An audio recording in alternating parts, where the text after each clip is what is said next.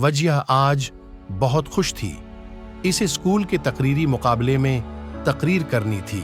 وہ ایک لائق اور فرمانبردار لڑکی تھی۔ وہ اچھی قلم کار ہونے کے ساتھ ساتھ اچھی مقررہ بھی تھی، مگر اسے اپنی قابلیت پر غرور بھی بہت تھا۔ استاد بھی اس سے خوش تھے، لیکن اس کے تکبر پر اسے سمجھاتے بھی رہتے تھے۔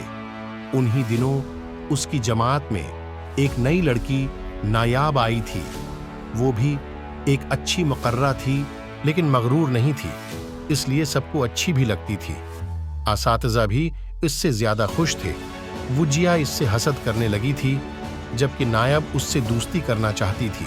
وجیہ کو یہ خیال ہمیشہ پریشان کرتا کہ نایاب کی وجہ سے اس کی قدر کم ہوئی ہے، اس لیے وہ اس سے حسد کرنے لگی تھی۔ آج وہ زیادہ اچھی تقریر کر کے نایاب کو نیچا دکھانا چاہتی تھی۔ وہ سمجھتی تھی کہ بہترین مقررہ ہونے کی وجہ سے کوئی اس سے نہیں جیت سکتا۔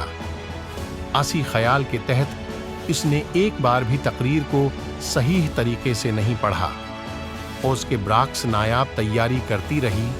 جب وجیہ تقریر کرنے گئی تو وہ کئی جگہ اٹکی اور تقریر روانی سے نہ کر سکی، جبکہ نایاب نے بڑے اعتماد سے کہیں رکھے بغیر روانی سے تقریر کی۔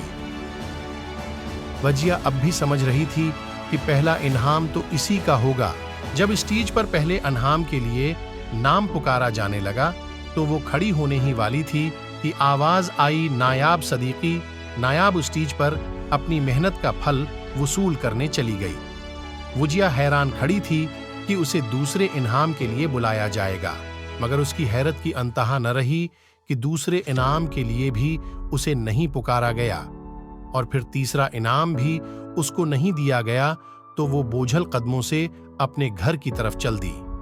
آج اسے اس کے تکبر کی سزا مل گئی تھی۔